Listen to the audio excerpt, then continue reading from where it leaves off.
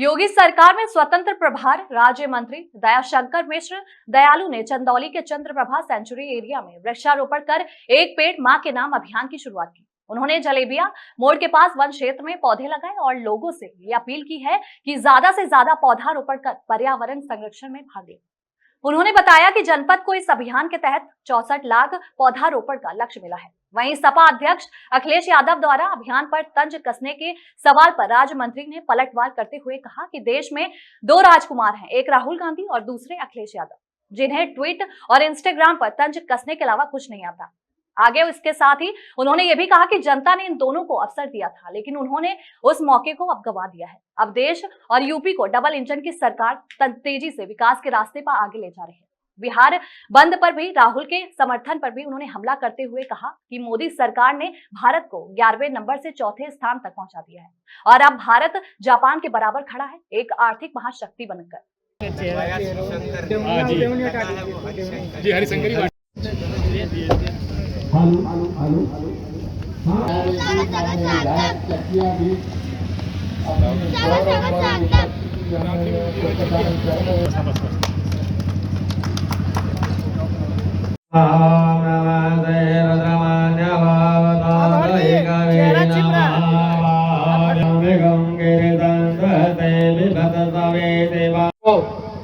वृक्षों से आच्छादित करना। निश्चित ही कोई व्यक्ति जब अपनी मां से उस पेड़ को जोड़ देगा, ये भारत भूमि ऐसी है कि अपनी इस मिट्टी को भी मां कहती है, अपने इस धरा को, अपने इस देश को भी मां कहता है, अपने आंगन की तुलसी को भी मां कहता है, अपनी गाय को भी मां कहता है, अपनी नदियों को भी मां कहता है। कल्पना करिए, ये मातृशक्ति का देश है। साल के 18 दिन 9 दिन नौ गौरी और फिर 9 दिन 9 दुर्गा की नवरात्रि की पूजा भी उस मातृशक्ति की पूजा है। तो निश्चित ही मोदी जी ने जब वृक्ष को बचाने के लिए, वृक्ष को लगाने के लिए ये आह्वान किया देश से, एक पेड़ माँ के नाम। हर व्यक्ति अपनी माँ को बहुत चाहता है, क्योंकि वो जन्मदायिनी है, जननी है। तो आपका जो सेंटिमेंट उस पेड़ से जुड़ेगा, आप उसकी हिफाजत करेंगे, उसकी सेवा करेंगे। पेड़ लगाना बड़ी बात नहीं है, पेड़ बचाना बड़ी बात है। पिछले बार 35 करोड़ पेड़ लगे और आप यकीन करिए कि जब पहली बार उत्तर प्रदेश में मुख्यमंत्री बने 2017 में, उस वर्ष के वृक्षारोपण के कार्यक्रम में जब उन्होंने वन विभाग से पूछा कि कितने पेड़ अपने पास है वृक्षारोपण के लिए, तो पता चला कि 4 करोड़ पौधे तैयार थे। आज आपको सुनकर मेरी बात बड़ी गर्व की अनुभूति होगी कि 52 करोड़ से ज्यादा पौधे इस साल उत्तर प्रदेश की नर्सरियों में तैयार हैं, जिनमें ये 37 करोड़ का लक्ष्य है इस वर्ष। कुछ तो खत्म होंगे, लेकिन कुछ तो बचेंगे, जरूर बचेंगे। और ये जागरूकता है, आप यकीन नहीं करते कि कभी ये सारे पेड़ इसलिए कटे कि लकड़ियां जला के खाना बनता था।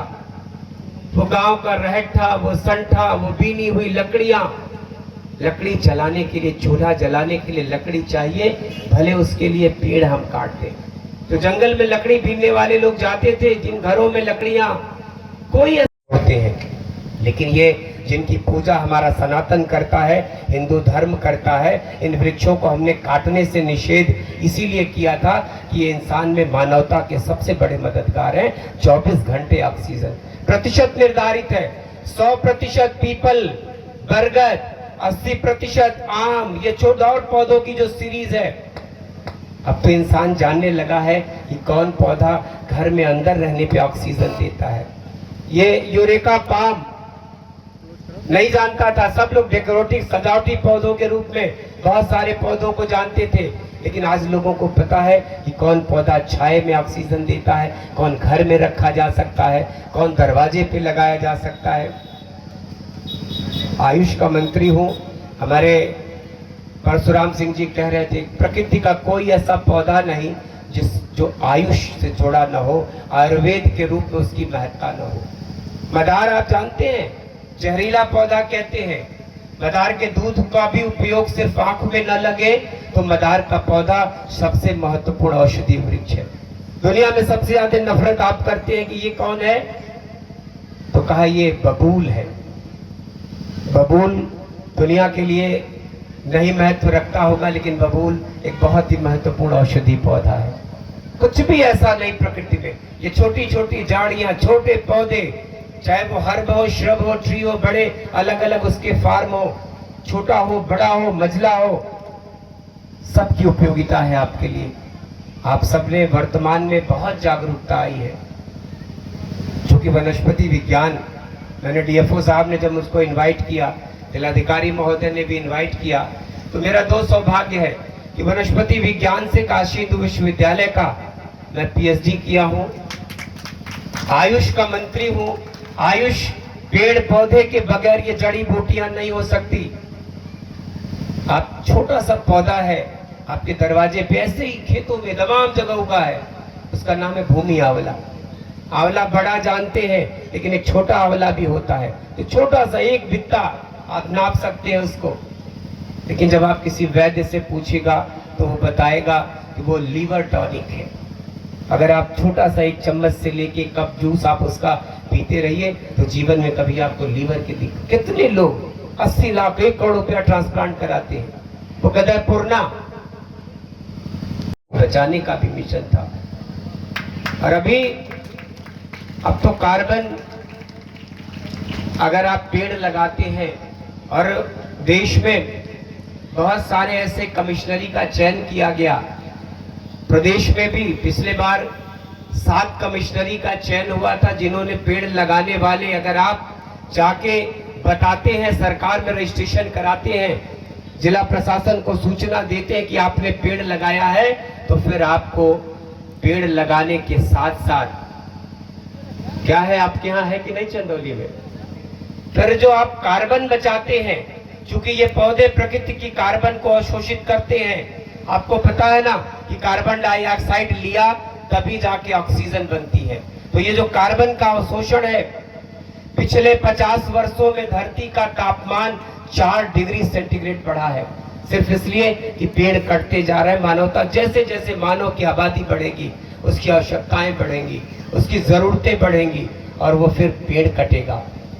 आपने कोरोना के दौर में देखा कि कैसे ऑक्सीजन के एक सिलेंडर के लिए लोग सुबह से शाम लाइन लगाते थे। कितने लोगों ने अपने परिजनों को खोया सिर्फ इसलिए कि अस्पतालों में ऑक्सीजन की कमी पड़ गई थी। इस देश में कुछ ऐसे अस्पताल थे जहां ऑक्सीजन के प्लांट थे।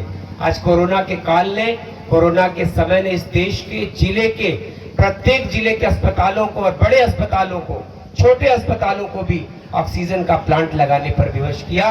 वो जरूरत थी ऑक्सीजन की। ऑक्सीजन देता कौन है? ये पौधे देते हैं। ये दिन रात आपको ऑक्सीजन दे रहे हैं। आपने अपनी आंगन में अपनी माँ को, अपनी दादी को जब तुलसी की पूजा करते हुए देखा तो आपको आश्चर्य होता था कि आखिर दादी तुलसी को क्यों पूजा करती है, क्यों पानी देती है, क्यों ये नीम की पूजा होती है, क्यों बरगद की पूजा होती है, क्यों पीपल पूजा जाता है इस देश राज्य है। भारत बंद का आयोजन है, कांग्रेस के राहुल गांधी बिहार गए हैं, समर्थन किया है, क्या लगता है? अब उनके पास विपक्ष अपना राजनीति कर रहा है और केंद्र और उत्तर प्रदेश की सरकार, डबल इंजन की सरकार अपना काम कर रही। देश को मोदी जी ने कहां से कहां ला के खड़ा कर दिया। उनको तो इस बात, अपने गिरेबान में अगर वो झांकते तो 70 सालों में उन्होंने क्या किया, और पिछले ये 11 वर्ष जो देश के प्रगति के लिहाज से देश के लिए स्वर्णिम समय है। जब मोदी जी की सरकार बनी 2014 में, तो देश विकास आर्थिक रूप से दुनिया में 11वें नंबर पर था। मोदी जी के प्रयासों से 11 वर्षों की इस तपस्या ने इस देश को ला के 5वें नंबर के बाद 4थे नंबर, हम जापान के बराबर खड़े हैं। तो भारत दुनिया की 4थी सबसे बड़ी आर्थिक महाशक्ति बना है। तो भारत विकास कर रहा है। दुनिया के बड़े निर्माण, चाहे दुनिया की सबसे बड़ी स्टैच्यू ऑफ यूनिटी हो, चाहे दुनिया का सबसे बड़ा चिनाब नदी पर बना वो रेलवे का पुल हो, देश के खाते में ये उपलब्धियां हैं जो इस 11 वर्षों में देश ने तय किया है। देश की जनता देख रही है कि विकास कब हुआ, कैसे चल रहा है देश। तो देश प्रगति कर रहा है। अखिलेश यादव ने जो प्लांटेशन हुआ है उसको लेकर आज जो ड्राइव चल रहा है उसको लेकर तंज कसा है। तंजी मैंने कहा ना, तंज कसना, ट्वीट करना और इंस्टाग्राम पे पोस्ट डालना, ये दो राजकुमार हैं देश में। एक देश में राहुल गांधी जी है और उत्तर प्रदेश के राजकुमार हैं आपके अखिलेश यादव जी। ये एयर कंडीशन बंद कमरों में बैठ के तंज कसने के अलावा इनको कुछ नहीं आता। इनको भी सरकार ने मौका दिया था, समाज ने, जनता ने, इन्होंने अपने उस मौकों को गवा दिया है। अब इस देश में, उत्तर प्रदेश में एक ऐसी डबल इंजन की सरकार है जो निर्बाध रूप से देश को, उत्तर प्रदेश को प्रगति के पथ पर, उनके दौर में जंगल राज था उत्तर प्रदेश में, गुंडा राज था उत्तर प्रदेश में। आज योगी जी का जो उत्तर प्रदेश है उसमें कानून का राज है। तो फर्क दिखाई दे रहा है और जनता इस बात को महसूस कर रही है। ग्रोथ की बात कर रहे हैं आप, वहीं दूसरी तरफ